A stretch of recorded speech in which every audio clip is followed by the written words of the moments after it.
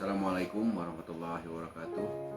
Perkenalkan, nama saya Jajang Selamat Hermansyah, CGP Angkatan 5 Kabupaten Bandung. Guru Olahraga SDN Ciaji 02 Kecamatan Cileunyi Kabupaten Bandung. Fasilitator Ibu Dewika Setiawati Nasution, MPD. Mengajar praktik Ibu Cucun Hasanah, SPDI.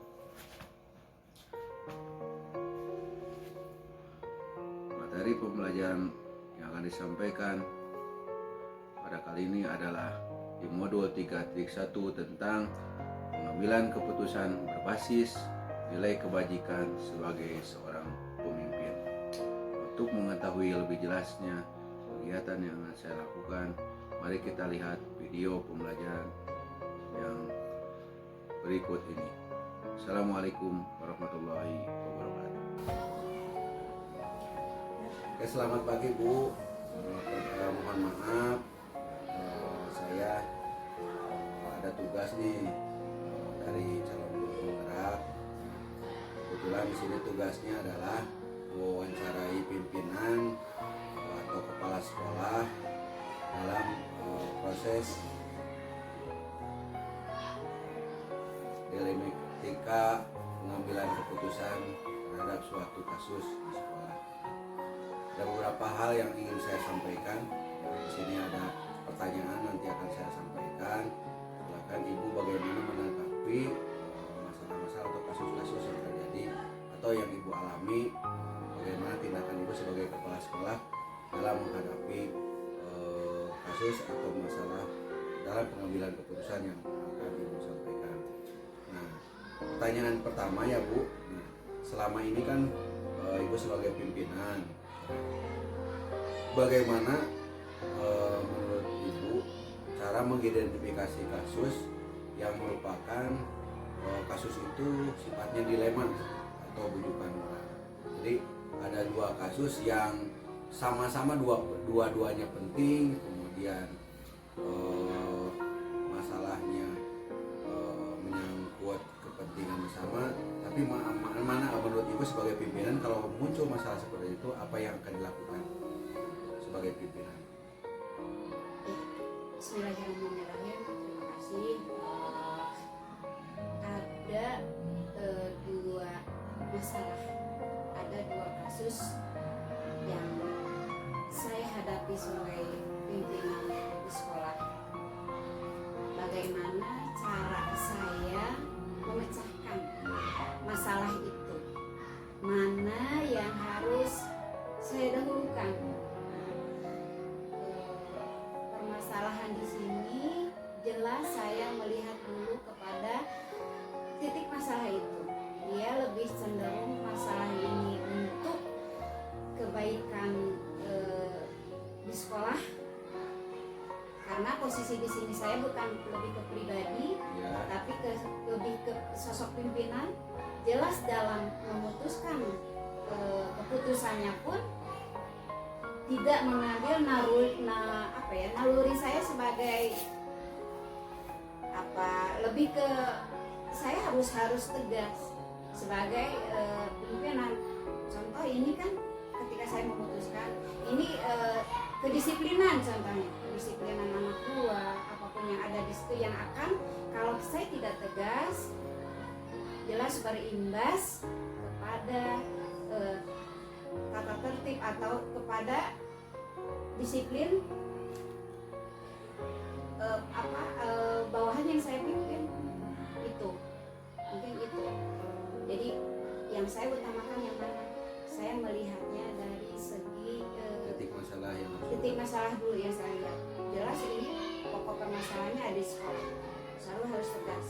Saya harus memilahnya lebih ini lagi, karena ini dilihatnya dari kelembagaan. Nah, misalnya itu kalau misalnya masalah itu kan Ibu melihatnya dari titik masalah yang harus diutamakan. Titik masalah itu bagaimana kalau misalnya masalah itu dua-duanya terjadi di sekolah dan itu sama penting gitu. Kira-kira mana yang paling didahulukan kalau mengambil keputusan? Dua-duanya sama penting. Mana yang harus didahulukan? melihatnya dari sisi mana? Melihatnya dari sisi kepentingan untuk yang sifatnya kedinasan, jelas nggak bersifat pribadi, kedinasan. Karena apa? Ya kita kan di sini porsi kita, tupoksi kita sebagai pimpinan. Jadi mendahulukan untuk kepentingan semua ya Bu. Ya, kepentingan sekolah. Karena di sini tupoksi kita yang ditanyakan di sini nih, mana yang lebih dahulukan? Jelas dong, yang harus didahulukan itu posisi kita dari iya, itu jelas. Karena yang ditanyakan di sini posisi saya sebagai seorang pemimpin di sekolah. Oke, baik Bu. Jadi tadi yang saya dengar refleksi dari pertanyaan nomor pertama tentang bagaimana cara mengidentifikasi kasus yang dua-duanya merupakan dilema etika. Nah, di sini Ibu Kepala menyimpulkan bahwa Ibu melihat dari titik masalah yang harus diutamakan. Kenapa demikian? Karena beliau mengatakan harus mendahulukan kepentingan sekolah dari kepentingan pribadi. Jadi apabila misalnya ada masalah yang itu dianggap penting, dilihat dulu mana yang paling utama didahulukan, yaitu yang terpenting adalah yang dua-duanya, yang masalah itu atau kejadian itu yang bisa merupakan kepentingan dari sekolah daripada kepentingan pribadi. Baik, kemudian ke pertanyaan yang kedua ya Bu. Bagaimana Ibu menjalankan pengambilan keputusan di sekolah, terutama untuk kasus-kasus di mana ada dua kepentingan yang sama, benar atau sama-sama mengandung nilai kebajikan. Jadi dua-duanya itu sama-sama benar, atau misalnya nilai kebaikannya yang ini kalau misalnya masalah ini dilakukan baik, kalau yang ini juga baik. Nah, Ibu sebagai kepala bagaimana nih cara mengambil keputusan untuk kasus yang dua kepentingannya itu sama benar, kan? Yang ini benar kalau misalnya diputuskan, yang ini juga penting. Kira-kira Ibu bagaimana? Ya, terima kasih. Kalau yang ini dua sebetulnya sama, ini dilema. Ya, dilema karena ini baik semuanya gitu. Bagaimana kita ngambil keputusan? Yang paling utama kita ngajak musyawarah, kita kita ngambil keputusan sendiri. Karena ini lebih ke keluarga sekolah, ini lebih ke kita. Tidak ada satu orang pemimpin kalau ketika dia ngambil satu keputusan dia atas ego dia sendiri, atau udah saya pemimpin, apapun yang saya ambil ya harus saya yang ngambil. Tidak seperti itu gitu. Kalau lebih didahulukan, kembali lagi porsinya itu yang mana yang didahulukan. Dua-duanya baik kok Bu, jadi dua-duanya aja kita ambil. Nggak mungkin, ini kan kita harus mengambil dua pilihan. Mana yang harus kita ambil, mana yang harus dipilih. Kalau kita ambil pilihan itu ke istilahnya yang dua-duanya, itu tidak mungkin. Satu jelas kita harus musyawarah dengan semua guru. Kita ajak dia ngobrol. Oke, ini ada satu masalah yang harus kita hadapi. Semuanya mengandung kebaikan yang sama. Yuk, ini gimana jalan pemecahannya? Kita ambil soal tertanya dia. Akhirnya adalah satu keputusan. Mungkin dari dua itu ada nilai lebih dari salah satu kasus yang ada. Nggak mungkin. Pasti sekalipun ini dua-duanya baik, tapi pasti ada dari salah satu di antara itu yang lebih baik dari yang keduanya. Saya rasa seperti itu. Oke, baik, terima kasih Bu. Jadi inti dari pertanyaan kedua jawabannya itu adalah dalam melakukan keputusan terhadap kasus yang dua-duanya sama benar atau mengandung nilai kebajikan, menurut Ibu Kepala, yaitu dalam menentukan langkah itu dengan cara melakukan musyawarah untuk pengambilan keputusan tersebut. Karena barangkali dengan misalnya bingung untuk memutuskan, barangkali mendapat hasil dari kegiatan musyawarah ada setidaknya masukan dari bawahan atau rekan yang lain untuk memberikan mana yang utama atau yang terbaik. Baik, terima kasih Bu. Kemudian pertanyaan yang ketiga, langkah-langkah atau prosedur seperti apa yang biasa Ibu lakukan selama ini? Langkah-langkah atau prosedur seperti apa yang biasa kalau misalnya melakukan keputusan? Langkah-langkahnya Ibu kalau misalnya memberikan keputusannya apa aja, harus gimana dulu?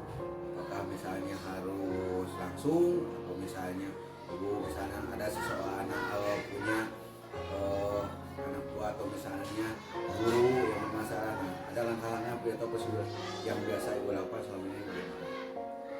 Kira-kira seperti bagaimana bu langkah-langkah?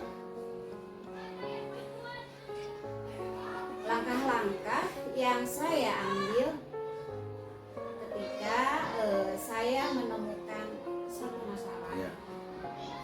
Yang jelas satu, saya harus pelajari dulu. Saya harus pelajari dulu permasalahannya yang jelas. Saya harus pelajari dulu permasalahannya. Kenapa ya harus saya pelajari? Tidak mungkin saya bisa memutuskan kalau tidak saya pelajari.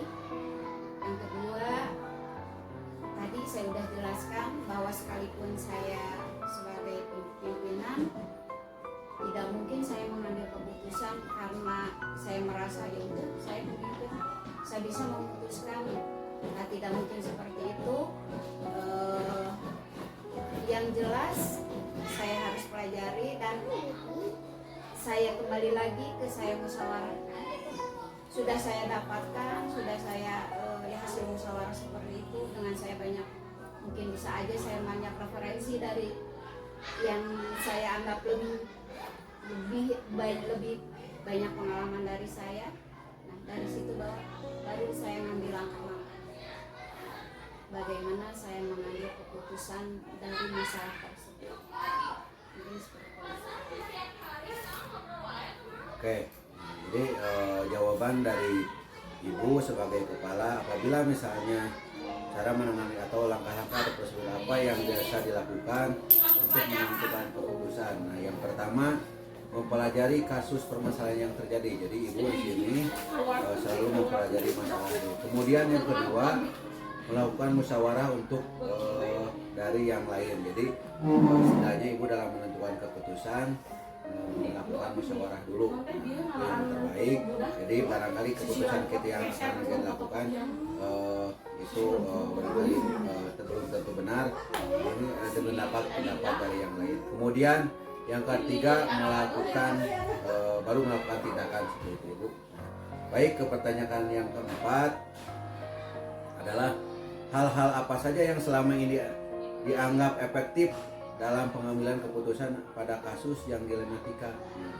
Jadi apa saja nih hal yang paling efektif apabila ibu mendapatkan kasus yang dilema seperti tadi, dua-duanya benar. Ya. Jelas, kembali lagi ke pertanyaan yang di awal. Hal-hal apa yang menjadi saya anggap paling efektif ketika saya menemukan hal yang menjadi dilema, yang jadi masalah gitu kan. Itu yang jelas, hal-hal yang harus saya ambil adalah cara musyawarah. Itu aja, saya musyawarahkan itu yang saya rasa paling efektif itu. Ketika segala sesuatu tidak kita ambil keputusan sendiri, maka hasilnya insya Allah lebih efektif seperti itu. Jadi kita jangan kesampingkan rekan-rekan kita yang keluarga kita, bawahan kita, staf-staf kita coba kita ambil masukan dari mereka. Itu yang paling penting. Ya. Jadi hal yang selama ini paling efektif adalah dimusyawarahkan terlebih dahulu, ibu. Jadi barangkali apa yang diputuskan kita itu mendapat masukan dari bawahan atau rekan yang lain.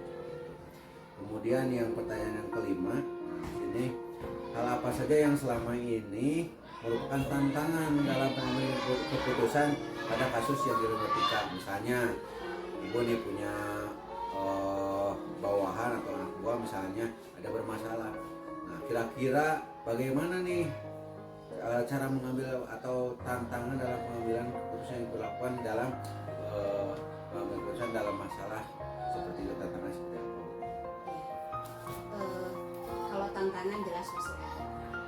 Setiap kita memegang satu kepemimpinan banyak.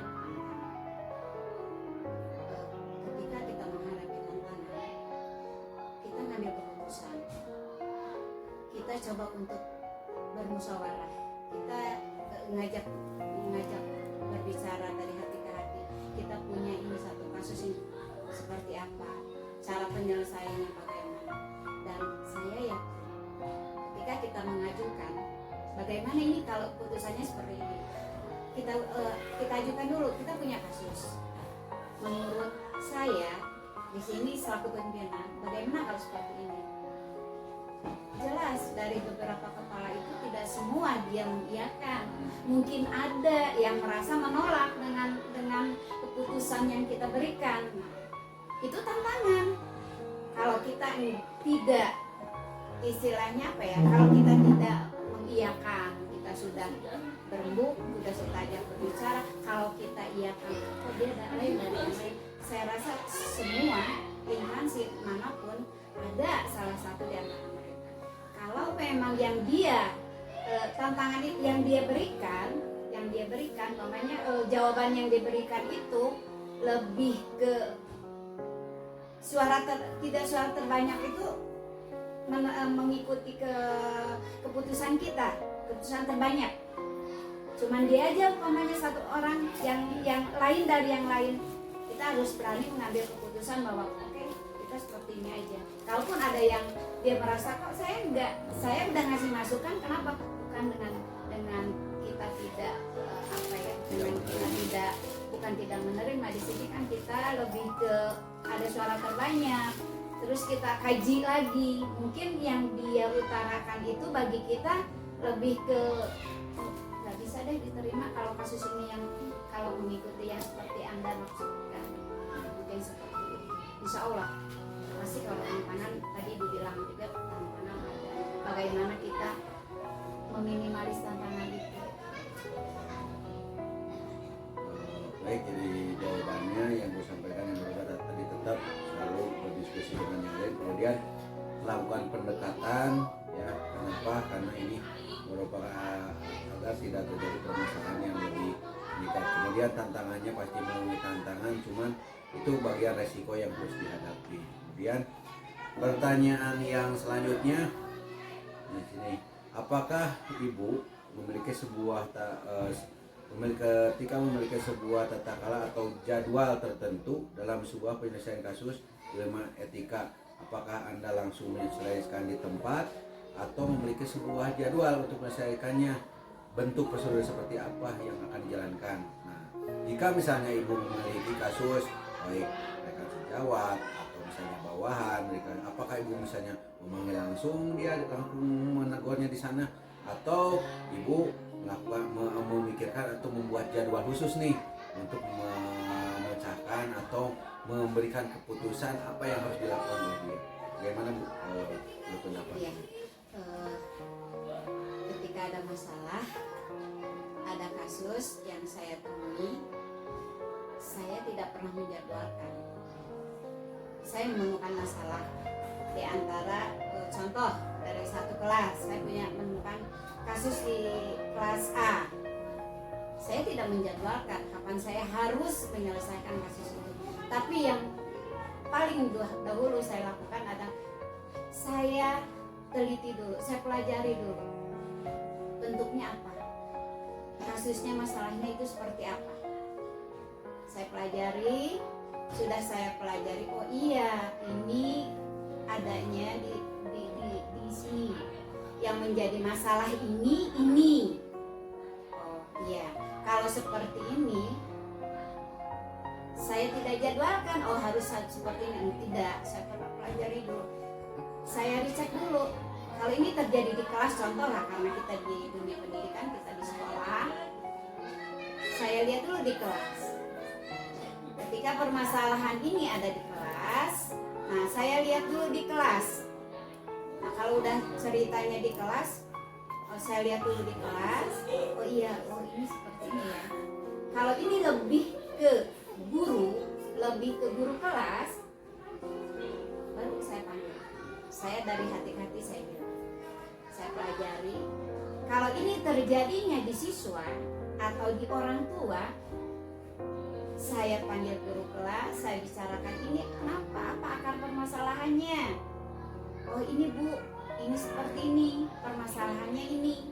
Oke, coba jadwalkan, kita panggil orang tuanya. Jadi intinya kita tidak menjadwalkan, tapi kita pelajari dulu kasusnya seperti apa. Kalau itu kepada yang bersangkutan, kepada guru, kita pelajari, panggil guru. Kalau ini masalahnya ada di kelas, jatuhnya ke murid, ke siswa, tetap wali kelas harus kita ajak bicara. Kemudian kita baru atur kapan pertemuan kita dengan orang tua siswa. Gitu. Jadi ibu dalam mengambil keputusannya pertama mempelajari kasus, kemudian mengkaji kasus tersebut, baru tindakan selanjutnya mengambil atau melakukan tindakan. Kemudian pertanyaan selanjutnya, adakah seseorang atau faktor yang selama ini mempermudah atau membantu ibu dalam pengambilan keputusan dalam kasus dilema etika? Misalnya di sekolah nih, kira-kira siapa aja nih yang ada nggak? Misalnya apabila ibu menemukan kasus, apakah diambil sendiri keputusannya, atau misalnya ada nih yang dipercayakan bagaimana diskusi, bagaimana menyelesaikan suatu masalah itu. Faktor yang mempermudah, kalau saya mempercayai satu orang enggak, tidak. Saya orangnya lebih tinggi kepada saya sendiri yang terjun langsung. Saya lihat contoh ada pengaduan dari satu orang guru, di kelas ini begini, atau si Abu dia begini, dia menceritakan kawannya.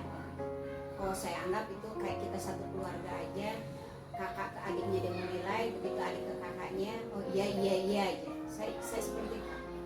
Terus secara tidak langsung saya teliti betul tidaknya masalah itu gitu.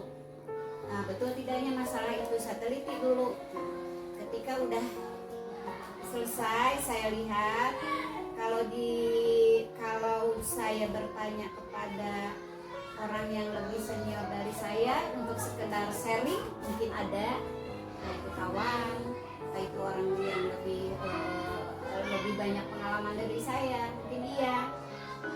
Tapi intinya siapa gitu yang lebih ini. Justru saya lebih mempelajari sendiri.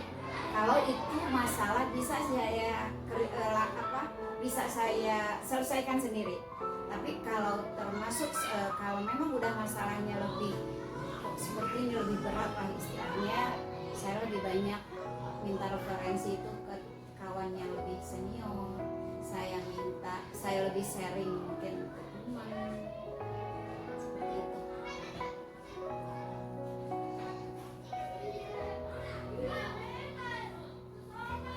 Oke, baik, terima kasih. Kemudian jadi jawabannya, jika misalnya adakah seseorang dalam membantu kegiatan ini yang dilakukan oleh ibu langsung tidak membacakan seorang dulu, jadi ibu langsung meneliti kasus tersebut. Kemudian jika misalnya kasus tersebut bisa dipecahkan oleh sendiri, ya akan dilakukan oleh sendiri. Namun jika misalnya kasus atau keputusan tersebut dianggap lebih rumit dan sebagainya, maka ibu akan memberikan solusi dengan seseorang atau misalnya rekan yang lebih disenangkan atau yang lebih berpengalaman seperti itu.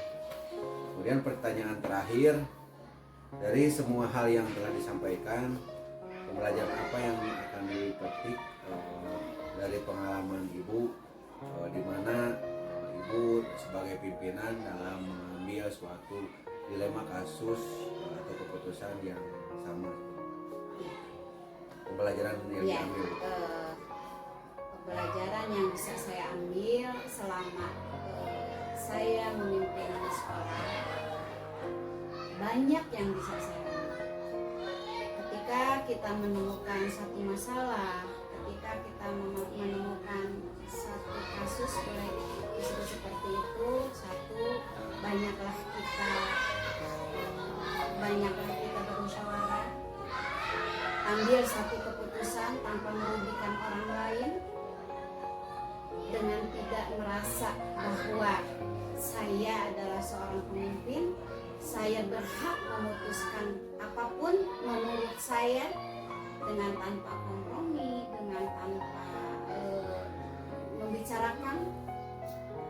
Itu mungkin yang bisa saya putuskan, dan lebih diingat jangan menyepelekan masukan dari bawahan, dari staf, dari guru-guru, dari siapapun yang mendukung, karena apa yang kita peroleh, kesuksesan, prestasi, keberhasilan itu tidak bisa kita capai dengan sendiri.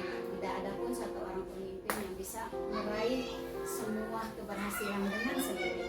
Itu adalah kerja keras, satu boleh dibilang semua tim, kerja keras seluruh keluarga besar sekolah itu sendiri. Saya rasa seperti itu.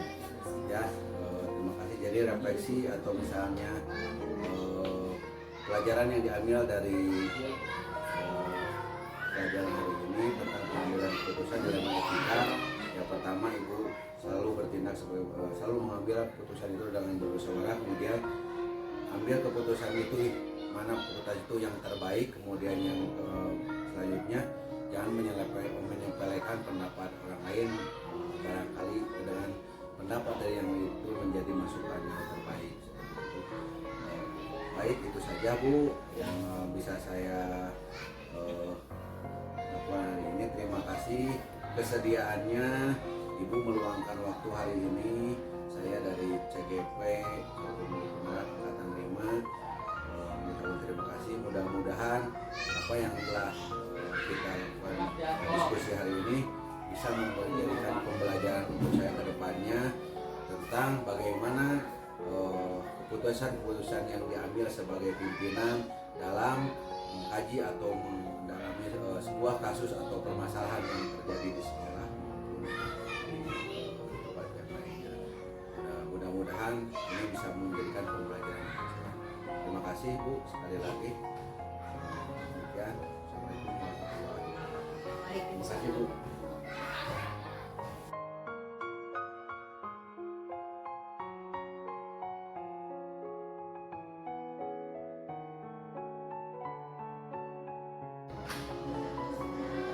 Assalamualaikum. Waalaikumsalam. Pak, boleh minta waktunya sebentar? Boleh, silakan.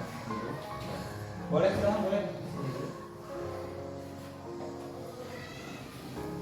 Barangkali ada keperluan apa ya, kalau boleh tahu? Gini Pak, kenalkan ya, nama saya Jejang. Itu kebetulan tahun ini kan lagi mengikuti program calon guru penggerak Angkatan 5 Kabupaten Bandung.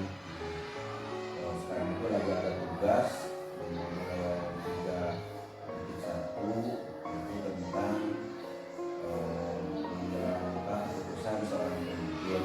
Tugasnya itu karena itu adalah mewawancarai 2-3 kepala sekolah yang ada di sekitar Anda. Kemarin saya sudah mewawancarai kepala sekolah sendiri. Kemudian hari ini rencana saya akan mewawancari kepala sekolah yang lain. Bapak kan ini sebagai pimpinan di SD Sinta Gelar ya Pak. Maaf, hari ini saya minta luang waktu, minta izin ke Bapak untuk mewawancari Bapak tentang nilai materi yang akan nanti saya sampaikan. Bagaimana Pak? Baik, terima kasih sebelumnya sudah mempercayai kami di sini, khususnya alhamdulillah saya senang sekali, bangga sekali masih ada banyak guru yang seperti Pak Jajang ya, yang masih semangat mengikuti kegiatan-kegiatan seperti CGP ini yang mungkin sangat berguna bagi kedepannya, sehingga pendidikan kita itu lebih maju lagi, lebih efektif lagi gitu. Mungkin untuk wawancara insya Allah saya terima, insya Allah kita sekarang boleh melakukan wawancara, apapun yang mau ditanyakan boleh ditanyakan, adapun hal-hal yang saya ketahui dan saya pahami saya akan sampaikan dengan baik insya Allah. Oke, terima kasih Pak. Nanti saya akan ada beberapa pertanyaan. Di sini ada beberapa pertanyaan yang akan saya sampaikan ke Bapak selaku pimpinan di SDN Ciptagelar ini, silakan Bapak bebas memberikan asumsi atau pendapat atau keputusan apa yang saya nanti pertanyaan bisa sampaikan. Yang pertama Pak, yang pertama yang akan saya sampaikan, selama ini bagaimana Bapak sebagai pimpinan dapat mengidentifikasi kasus-kasus yang merupakan dilema etika atau rujukan moral. Jadi ada 2 kasus misalnya itu yang dianggap dilema, bingung gitu mengambil keputusannya. Bagaimana menurut Bapak sebagai pimpinan bila Bapak menghadapi kasus seperti itu? Baik, ada 2 istilah ya, ada dilema etika dan ada rujukan moral. Di mana kedua itu hal yang berbeda sebetulnya. Untuk rujukan moral di situ kita masih berpegangan pada suatu aturan, suatu norma gitu yang harus memang seyogianya kita ikuti, kita patuhi. Beda lagi dengan dilema etika. Ketika dilema etika ini ada kasusnya yang sama-sama penting, sama-sama dibenarkan, disitulah dilema akan terjadi. Begitu. Di sekolah ini sebetulnya untuk kedua hal tersebut ada kejadiannya. Contoh, ketika seorang guru harus mengajar di sekolah, tetapi ada suatu kepentingan lain yang berhubungan dengan individunya, dengan pribadinya yang disinyalir itu sangat penting. Disitulah ada dilema, apakah beliau harus masuk dipaksakan atau memang harus mendahulukan kepentingan beliau yang ada di luar sana. Contohnya seperti itu. Nah, untuk mengidentifikasinya sebetulnya secara langsung juga kita sudah bisa melihat. Biasanya di sekolah kami ini ketika ada sesuatu hal yang memang menjadi problem, biasanya guru dengan kepala sekolah maupun kepala sekolah dengan guru kita ada timbal balik, ada yang namanya komunikasi, di mana hal apa yang memang tidak bisa dilakukan dan harus seperti apa untuk dilakukan, seperti itu Pak Jaja. Jadi Bapak melihat dari alasan mereka misalnya atau melihat kasusnya terlebih dahulu. Iya. Baik, terima kasih Pak.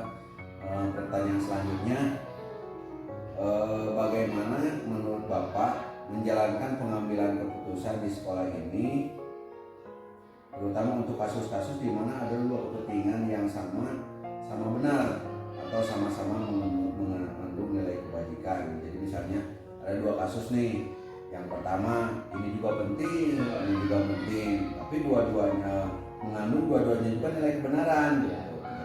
Kira-kira nih menurut Bapak, bagaimana cara mengambil keputusan Bapak sebagai pimpinan di sini, cara mendahulukan mana yang harus didahulukan dalam mengambil keputusan tersebut? Baik.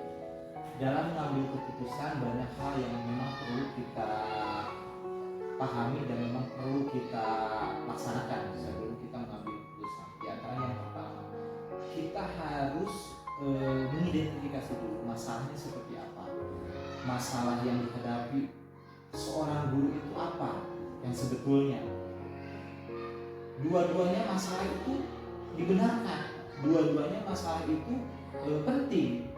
Nah, setelah kita mengidentifikasi masalahnya seperti apa, baru kita bisa mengumpulkan fakta-fakta yang memang penting dilakukan untuk mengambil keputusan tersebut. Setelah fakta-fakta itu terkumpul, kita juga bisa istilahnya ngobrol musyawarah dengan guru-guru di sekolah harus seperti apa dan bagaimana, intinya seperti apa yang namanya diskusi lah. Setelah itu baru kita, karena kita yang namanya pimpinan dengan bawahan dengan pimpinan, kita di situ ada semacam dilema ya, di mana kita melihat kepentingan untuk siapa ini, apakah kepentingan pribadi maupun kepentingan bersama. Nah, kita harus melihat di sisi-sisi seperti itu. Selain itu juga kita harus mencoba mencari solusi solusi di mana kepentingan itu berdampak pada siapa saja. Apakah berdampak pada guru tersebut saja atau berdampak pada orang di sekitarnya. Ketika berdampak kepada beliau saja, guru itu sendiri, itu mungkin ada hal terpenting lain yang memang bisa disampaikan. Tapi ketika itu berdampak kepada yang lain atau bahkan kepada masyarakat umum atau kepada orang banyak, itu kita harus ada pertimbangan begitu. Setelah kita tahu identifikasi masalahnya seperti apa, pengaruhnya kepada siapa saja, nah di akhir kita memberikan keputusan. Ketika masalah A lebih penting daripada masalah B, di sisi lain dua-duanya sangat penting atau dibenarkan, kita akan mendahulukan dulu kepentingan yang paling penting. Setelah itu baru melihat kepentingan yang lain. Itu dilihat dari dampak ke depan itu seperti apa begitu. Nah setelah itu baru kita refleksi seperti apa, apakah dampaknya memang baik atau tidak. Ketika dampaknya baik kita lanjutkan, ketika dampaknya kurang baik kita akan evaluasi kembali. Oke, sangat bagus sekali Pak. Ini Bapak dalam memutuskan di mana ada dua dilema kepentingan yang berbeda, kaji terlebih dahulu, kemudian melihat mana itu yang terbaik. Iya. Sekali Pak. Kemudian selanjutnya Pak, pertanyaan yang saya ajukan di sini, langkah-langkah atau prosedur seperti apa yang biasa dilakukan selama ini gitu, dalam pengambilan keputusan, langkah-langkahnya Pak dalam sebelum pengambilan keputusan itu seperti apa? Oke. Langkah-langkahnya seperti hal yang tadi yang saya sampaikan. Langkah pertama yang dilakukan adalah mengidentifikasi masalah. Setelah mengidentifikasi masalah, kita harus melihat dampak baik bagi individunya maupun bagi yang lain. Setelah itu kita juga perlu melihat segi-segi lain yang memang bisa diputuskan. Selain itu, selanjutnya kita mengadakan semacam pendampingan atau semacam obrolan ringan maupun obrolan serius dengan beberapa pihak di sekolah, terutama guru-guru yang ada di sekolah yang memang perlu diminta pendapatnya. Setelah itu baru setelah fakta-fakta terkumpul, bukti-bukti dan pendukung-pendukung lain yang terkumpul, baru kita bisa mempertimbangkan masalah tersebut dengan memberikan keputusan-keputusan yang sekiranya dapat bermanfaat bagi semua. Setelah itu di akhir kita refleksi, apakah keputusan itu baik atau tidak. Ketika baik kita lanjutkan, ketika tidak baik kita adakan evaluasi kembali. Begitu. Pak, jelas sekali. Kemudian yang selanjutnya Pak, hal apa saja yang selama ini Bapak anggap paling efektif dalam pengambilan keputusan pada kasus-kasus yang etika? Jadi yang paling efektif nih Pak dalam pengambilan keputusan itu yang seperti tadi kasus-kasus yang pernah Bapak alami di sekolah ini, yang paling efektif apa caranya? Yang paling efektif menurut saya itu dengan mengadakan musyawarah. Dengan mengadakan musyawarah, ketika ada suatu masalah yang memang menjadi pertimbangan dilema bagi saya untuk memutuskan, saya selalu bermusyawarah dengan guru-guru yang ada di sekolah. Baik itu mungkin masalah antara guru maupun dengan murid juga. Iya, betul. Baik, jadi cara Bapak dalam pengambilan keputusan yang paling efektif cara bermusyawarah, karena dengan bermusyawarah dari itu minimal ada saran atau masukan dari yang lain untuk jadi tidak pusing sendiri. Iya, betul.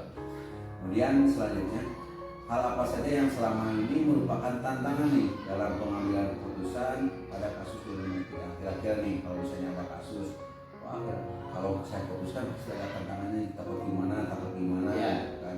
Itu kira-kira menurut Bapak bagaimana Pak? Tantangan yang terbesar adalah beban moral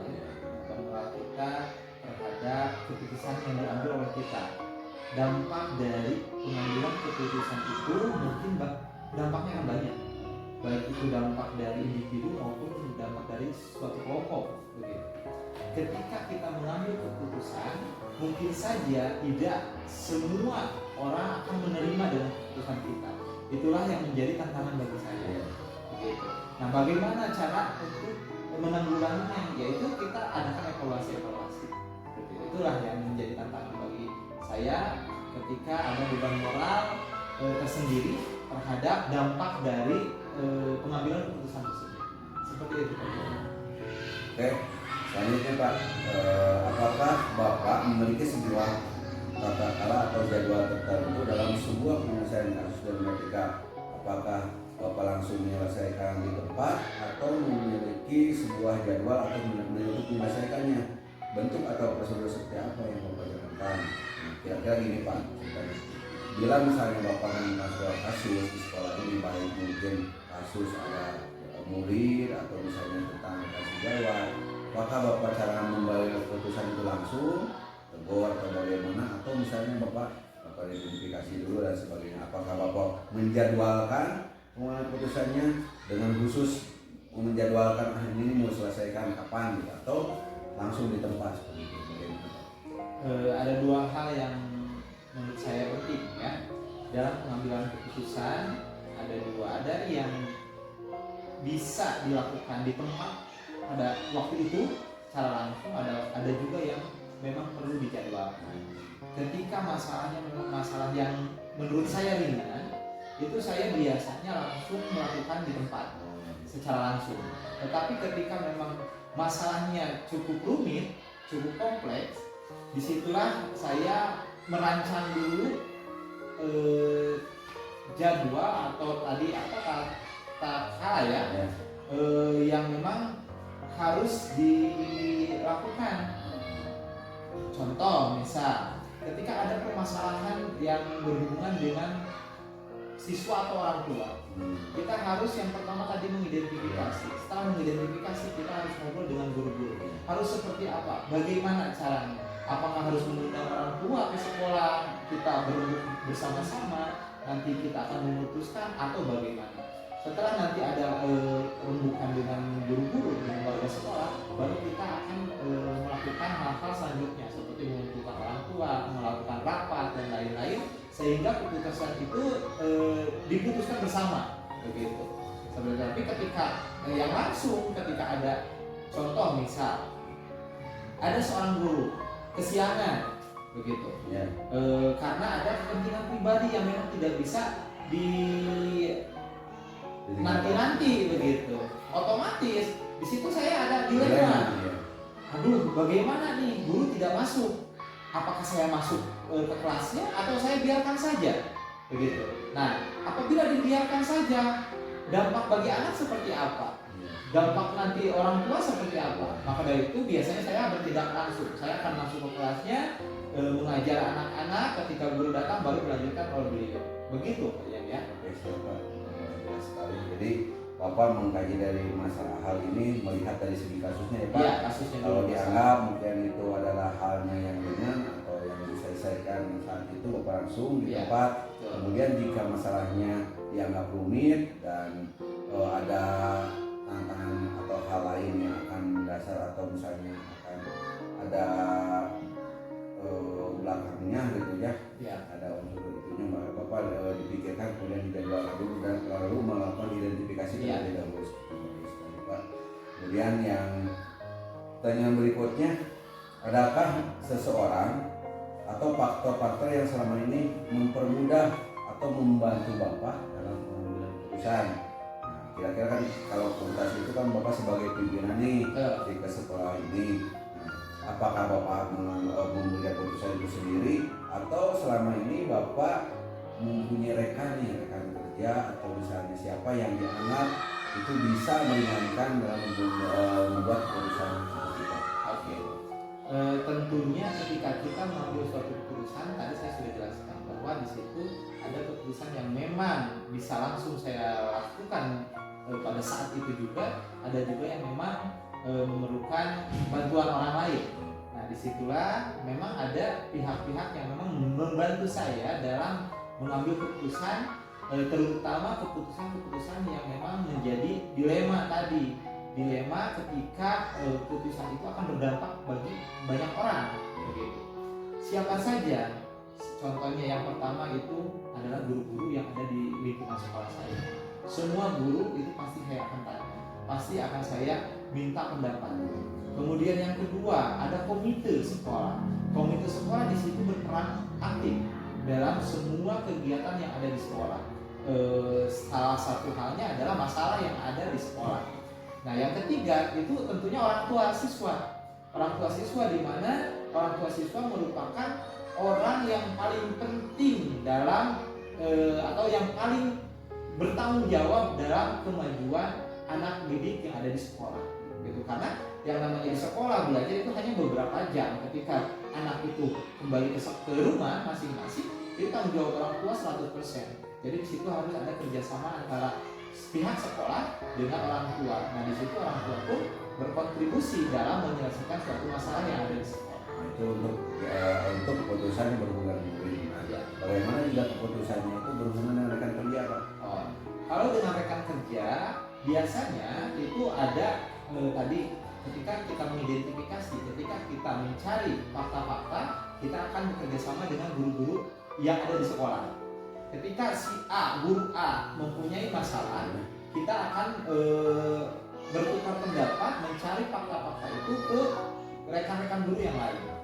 Nah, ketika masalah itu bisa diselesaikan di lingkungan sekolah, kita akan selesaikan dengan baik di sekolah juga. Tetapi ketika ada hal yang memang tidak dapat diselesaikan di sekolah dengan guru-guru yang ada di sekolah, saya biasanya minta pendapat ke dinas setempat. Jelas sekali, Pak. Kenapa pertanyaan atau jawaban dari Bapak? Jadi Bapak itu melihat dari jika misalnya hubungan dengan murid, jadi Bapak selalu mempertimbangkan nih kira-kira siapa yang berperan dalam itu, jadi mulai dari Bapak kemudian mengajarkan kerja, tadi ada orang tua, kemudian termasuk komite itu hubungannya kalau dengan anak. Kemudian kalau misalnya dengan rekan sejawat atau anak tua ke bawahan itu bisa juga minta solusi ke rekan sejawat secara diskusi. Kemudian kalau tidak bisa juga itu melalui dinas. Iya. Dan yang terakhir nih Pak, dari semua hal yang tadi saya sampaikan, kemudian pembelajaran apa yang Bapak petik atau pengalaman dalam pengambilan keputusan dari dilema etika? Pembelajaran yang kita ambil kira-kira seperti apa, Pak? Pembelajaran yang kita ambil ketika kita memutuskan suatu masalah khususnya di dilema etika, itu kita harus melihat dari segi banyak segi ya. Baik Pak, pertanyaan terakhir. Dari semua hal yang telah disampaikan, pembelajaran apa yang dapat Bapak petik dari pengalaman dalam pengambilan keputusan etika? Dalam pengambilan keputusan etika sudah barang tentu banyak pengalaman yang memang harus dijadikan sebagai acuan, sebagai perbaikan untuk kedepannya supaya keputusan yang diambil itu lebih baik lagi, tidak bersifat keputusan sepihak, gitu ya. Di antaranya adalah ketika kita mengambil keputusan, kita harus atau perlu meminta pendapat dari berbagai pihak, khususnya guru-guru yang ada di sekolah. Itu yang pertama. Yang kedua, ketika mengambil keputusan, kita harus mengidentifikasi dulu masalahnya seperti apa. Apakah masalahnya rumit atau ringan? Ketika ringan, kita bisa mengambil keputusan dengan seketika, dengan spontan di tempat itu. Ketika masalahnya rumit atau kompleks, berarti kita harus menjadwalkan bagaimana caranya supaya kita dapat mengambil keputusan dengan bijak. Begitu. Itu mungkin yang dapat saya sampaikan. Mohon maaf apabila banyak kekurangan. Barangkali masih ada pertanyaan lain. Ya, terima kasih Pak, sudah cukup. Terima kasih. Saya juga mengucapkan sekali lagi terima kasih atas ruangan waktu Bapak, waktu Bapak dalam kegiatan wawancara. Saya